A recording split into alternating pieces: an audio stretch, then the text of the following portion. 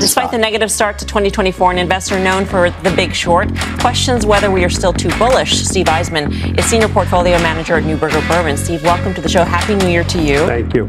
I'm honored to be on your first show. So you think that market fundamentals are actually good, but overall sentiment is too bullish? How do you distinguish? Well, I mean, think of it this way. Let's say we were here a year ago. Most of your guests would have come in and said the earnings of the S&P are going to be down. The market's going to be down. The economy is going to go into a recession in about 15 seconds. And none of that happened. The recession that never was. And so the market climbed the wall of worry the whole year. So now here we are a year later. And everybody is, including me, has a pretty benign view of the economy. The only thing that bothers me is just that I don't think we're necessarily wrong on the economy. I think we're probably right. It's just everybody's come to the year so bullish that if there are any disappointments, what's going to hold the market up? But I think long term I'm still very bullish. But near term I just worry that everybody's come into the year, feeling too good.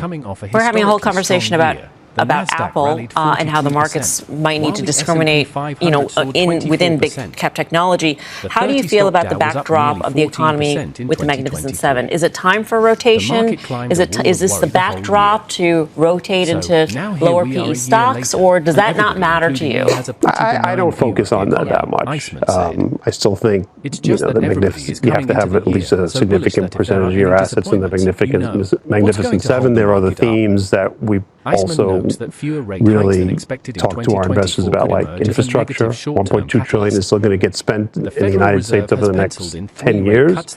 First time we've had a industrial policy in the United States of America, probably since anybody in this room has been alive. So that's a big theme. So I think there are a lot of good things going forward in the market. Just start the year psychologically, everybody's just that the home builders have great balance sheets. A place where you haven't been terribly happy, and we want to hear most investors, when you talk about banks, people want to listen. You've got a note in residential solar.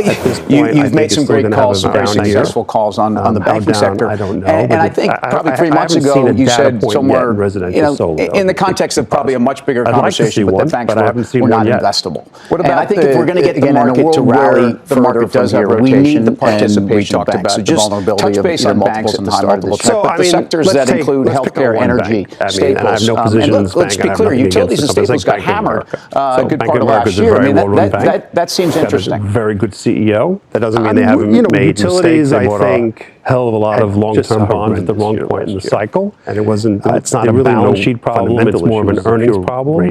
So the earnings, if you look, are basically flattish for the last few years, up and down by just utilities. So how are you going to make money in Bank of America? You're going to need really two things. You're going to need the Fed to cut rates, so that'll help people's perception of the balance sheet. And you need no recession, so benign credit. Now, could that happen? Sure. Inflation has come in. I'm actually of the view, the market seems to think the Fed's going to cut rates at least 3 times this year. If you had to lay at this your point, life don't have that view. I think the Fed is still petrified of making the mistake that Volcker made in the early 80s, where he stopped raising rates and inflation got out of control again. So I'm not that bullish on the Fed cutting rates. And if that's correct, I think it's going to be hard to make money in the major money center banks. Now, that's not a company-specific call. That's a real macro-y call. It's hard to, make a long-term investment case for the banks when you have to deal with so many macro factors like that. Steve, as we sit here, U.S. debt just went over $34 trillion today. Is there a scenario where there's a debt problem in 2024, some sort of credit crisis that you're looking at? 100% no. 100% no. No. In our business, we like to say being too early is the equivalent of being wrong. And there have been plenty of times in my career where I've been too early. But I'm not 40 years too early. The people who are making this argument about U.S. debt have literally been making this argument for the last 30 to 40 years. And they're still making it. And they're telling you to buy Bitcoin because of it. And my attitude is when you're 40 years too early, have a little freaking humility and keep your mouth shut. So there's absolutely no evidence whatsoever that the dollar is going to lose its reserve currency status. People still want to buy U.S. debt. They're not replacing it with Chinese debt. So, until there's a real problem in the U.S. bond market, I think we're just fine. Hey, speaking of humility, Guy, as the kids would say, he's got a good fit.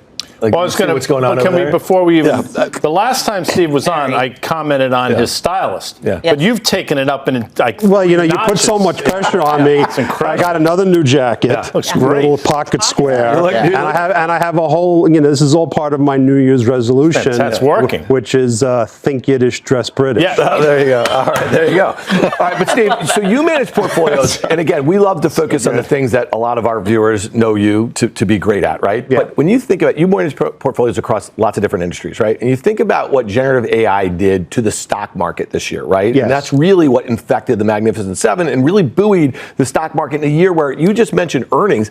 They didn't grow much this year. They were up less than 1%, right? Year over year. Right, but the expectation was they were going to be down 10 to 15. Correct. All right, but next year the expectation is that they're going to be up 10 to 11%. Correct. So my question to you now is that the stock market has realized a lot of the enthusiasm about this technology. Again, being 40 years early, this is going to be something that dominates for decades. What do you expect it to do in 2024 for actual earnings, not just in the Magnificent Seven, but across other industries? Other than NVIDIA and maybe AMD and, maybe some Microsoft, I don't think you're going to see that much of an impact on earnings in tech yet. It's still going to be very story driven. What I'm most curious about is, other than the very, very large tech companies, nobody really yet has a real AI story to tell. And the question is anybody going to emerge? And it's only day one of the year. So, the best part of it being day one of the year is I haven't made any mistakes yet.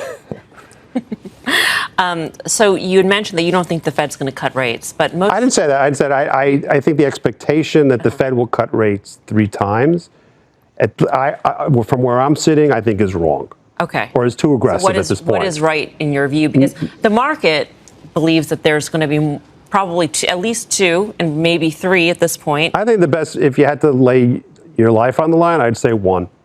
1. Unless there's a recession. If there's no recession, I don't see any reason why the Fed needs to be aggressive at cutting rates. That seems like a dichotomy versus what is within market consensus. And so that leads me to the question of what we've seen rallies in the end of the year as that consensus has taken hold that the Fed will cut rates about 3 times.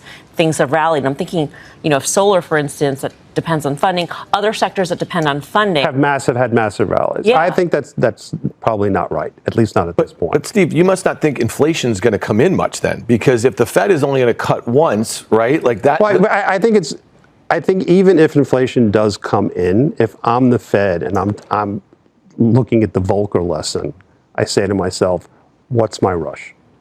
Inflation has come in. If I'm not aggressive at cutting, I could always cut rates tomorrow if things get weak.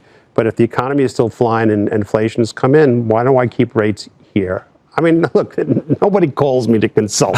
I'm just giving you my opinion. They call you to say, what should we wear today? Yes, they don't necessarily. Exactly. Right, okay. But so if I'm in Powell's seat, I pat myself on the back and say, job well done. And my real risk is that I cut rates and inflation resurges, and then I have a real problem. If I don't cut rates, or if I maybe only cut once, and I just sit there and wait, I can wait. I'll see how the data goes. That's what I would do if I were in their shoes. What they'll do, who knows? You mentioned the run, for instance, in solar. Housing has had a huge run as well. That's also. So I would say housing stocks are justified. I'd say residential solar